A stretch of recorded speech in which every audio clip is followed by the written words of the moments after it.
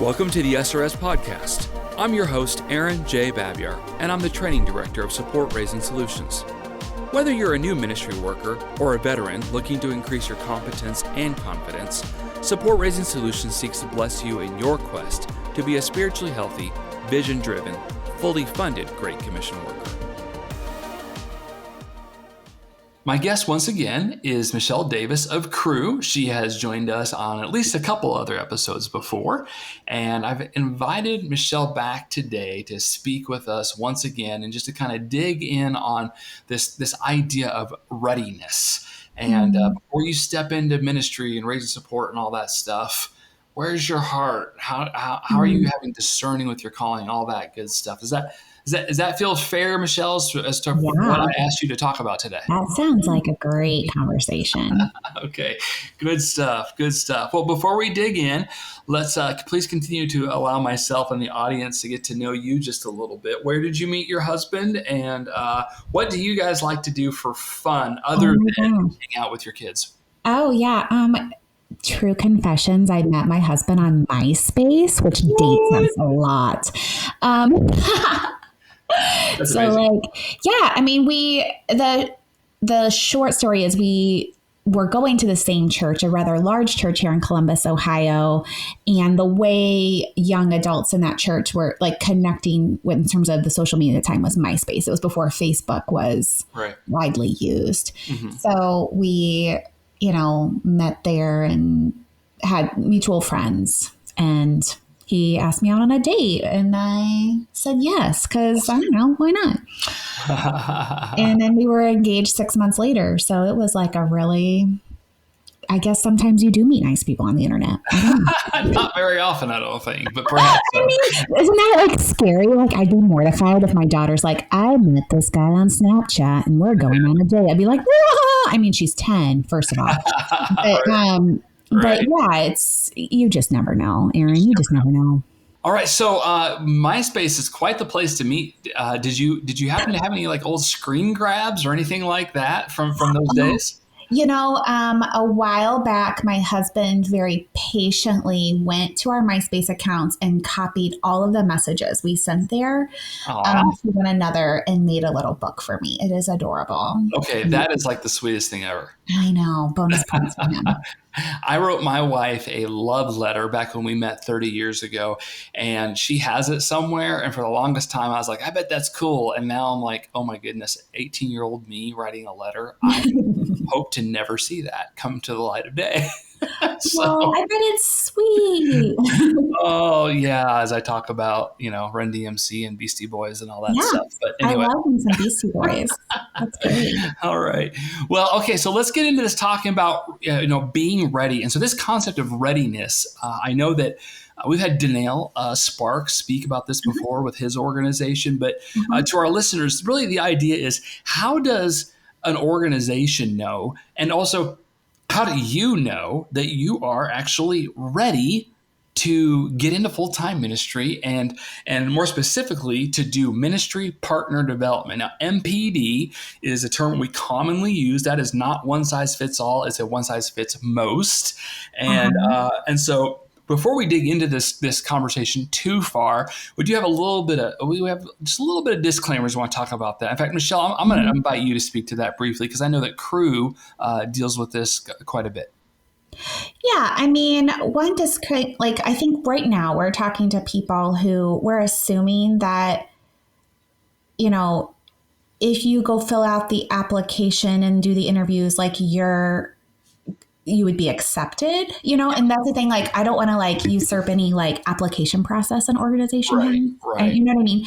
And that our working assumption is that the listener is already somewhat in process, right? Right. Yeah. And so, at least in our organization, we have like applicant liaisons that help walk people through the application process. And, we have a really extensive application with references and, that. And so that's, I think in the process of doing all that can provide some discernment for people. If ministry in general is a good fit, or ministry with ministry might be a good fit from one organization, not another. I Mm-hmm. think there's definitely that reality. Mm-hmm. And so in addition to whatever process is already in play with the organization about how they would basically offer you a job with them, Okay. right? Good.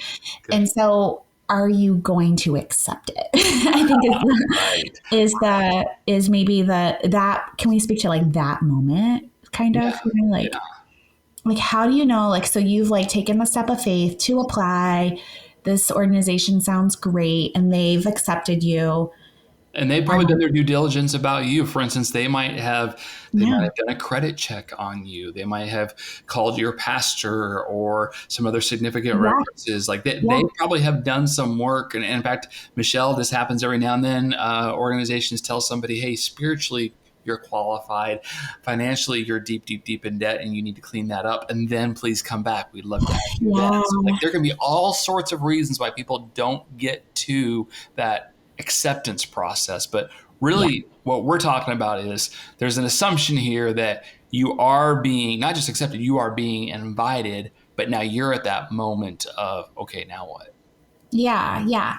And I guess like the first thing that comes to mind um, in that process for you is that if I was sitting down with somebody who's like, okay, so I've been accepted to this organization, I'm just trying to decide if I'm gonna really do this or say yes. My first Mhm. question would be, as you've brought this idea to your trusted community, what are your trusted friends saying about about your decision? And I bring that up not because we need other people to make our decisions, but rather, I do think that the people who know us best can sometimes see and confirm things that help us lean into places that might be hard for us to admit to ourselves or to see for ourselves.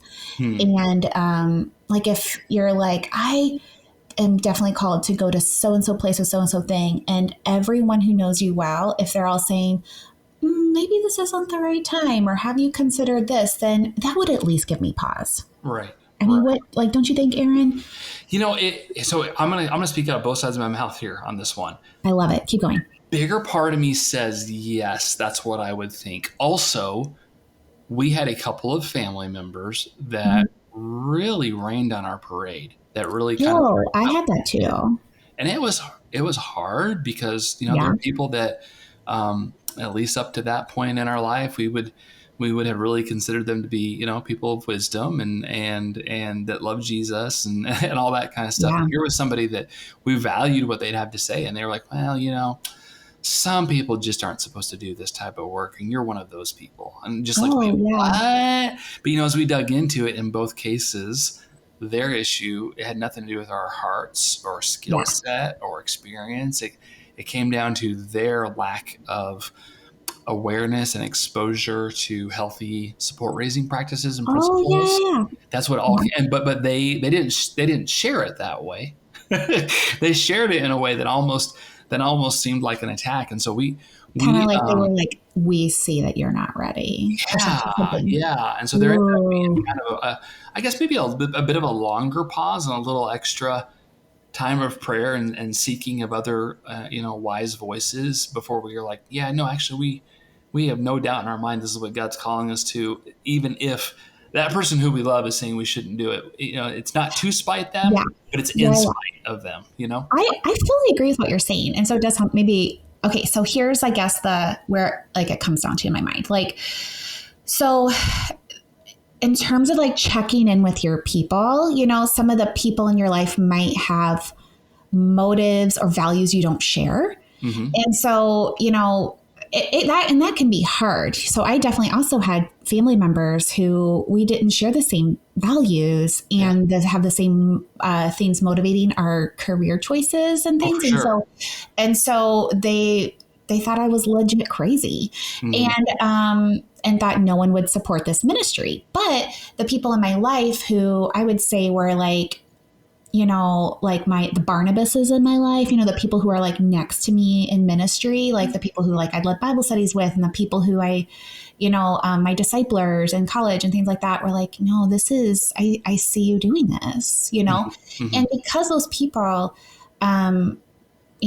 we shared values about, ministry and motivations for, making those decisions, I did weigh those. I weighed that community voice stronger than the other. And, Mm. and ultimately I am the one who stands before Jesus for my decisions, Hmm. right? And I Yeah. can't say, That's, oh, so and so said it was a bad idea. I don't know. I'm accountable for my own decisions. yeah. But I also, fast forward several years, was making a decision about seminary, like for me, Okay. and so I was like telling one of my friends, like, oh, I'm thinking about applying to seminary, and she's like, you know. There's like a lot of stuff going on in your family right now. Are you sure this is the right time? And that was hard to hear because I sort of just like wanted to do what I wanted to do. But as I weighed her advice, I did see like, we do have those same values and those same motives. Mm. And she loves me as my friend. And she was right. It wasn't the right time. Now, years later, like I Mm. am actually in seminary now, like it wasn't like you should never do seminary. Right. Right. But, to have like a friend who like was like, I know that you don't want to like admit that things are really hard right now. Yeah. In Yeah. terms of like, it was like a season of life with, young family, kids, stuff like that. Like, um, Yeah. somebody who wanted to like help me be set up well for that chapter of my ministry, So if we are So making decisions in community, then that is going to involve some time. It's going to involve some it doesn't help me. interactions. And Uh-huh. what that doesn't necessarily mean is that everybody in your life is going to sing kumbaya and affirm you, and you're going to be mad at them and write them out of your life if they don't give you the answer you want. Like Right.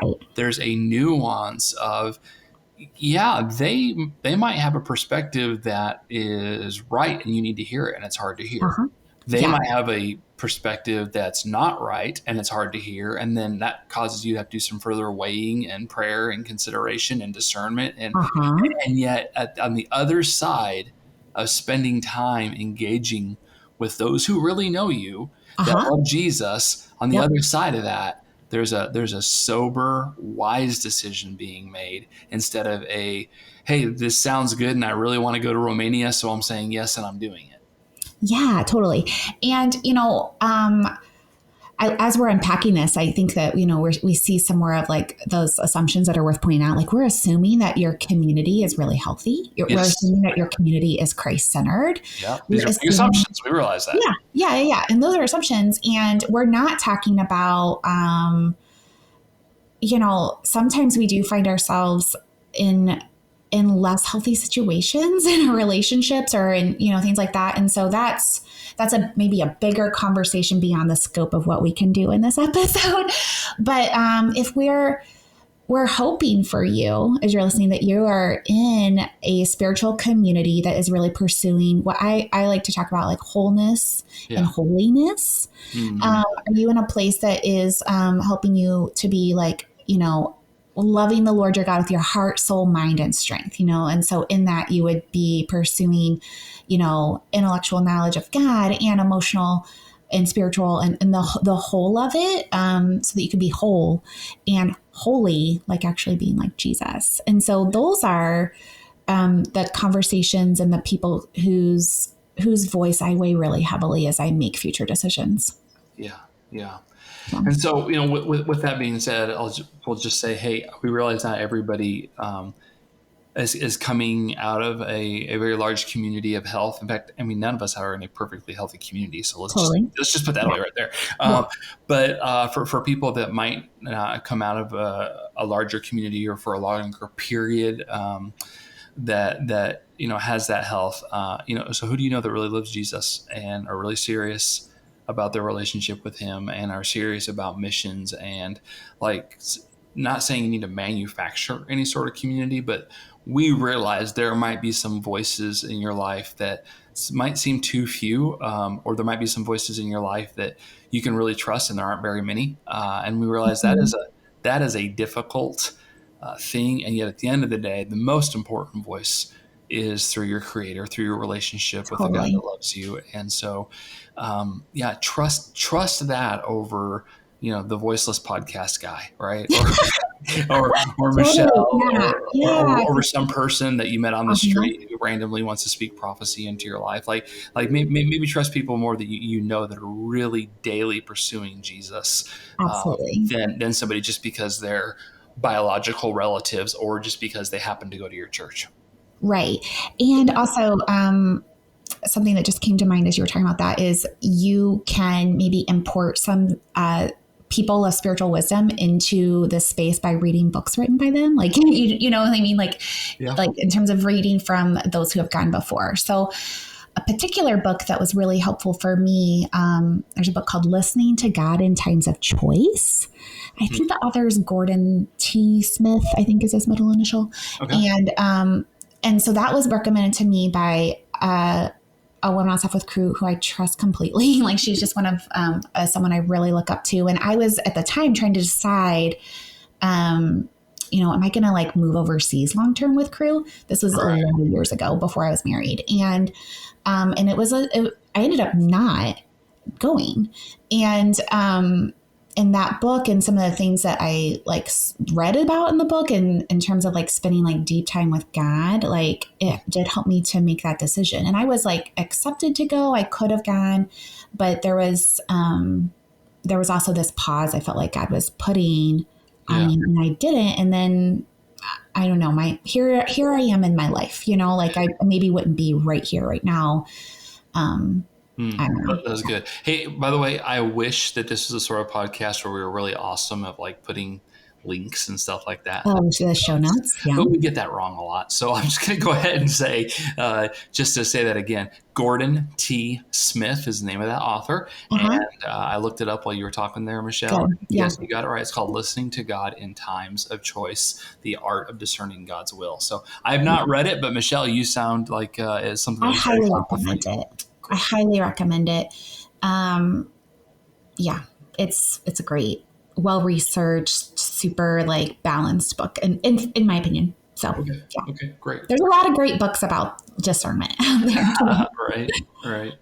So I know that we're going to pick this up with a part 2 for next week, or if we don't post it next week, we'll do it soon thereafter. But I know we had a few other things we didn't really talk about, but a few other things that we wanted to talk about. But to put kind of a bow, so to speak, on this like initial part and talking about making decisions in community and having discernment and stuff like that, do you have any like final words of wisdom or exhortation before we wrap up this episode? Well, I really want to underline what you said about this is going to take time. And I think that's a really wise word for many of us today, because our culture moves so fast and we expect a lot of like microwave instant answers. And the Lord might move very quickly and in giving you an answer, but it also might take more time. Or like you might sense a call to do something, but it may not be realized immediately. But that doesn't mean that God hasn't put that call in your life for a certain ministry or a certain space. And so just underlining, I guess, that that sometimes things take time, and in that our posture just be turned to Jesus and to be like expectantly like looking to move in step with him. Yeah, so good. Because he has all the time in the world. I mean, eternity is a lot of time. Yeah. So good.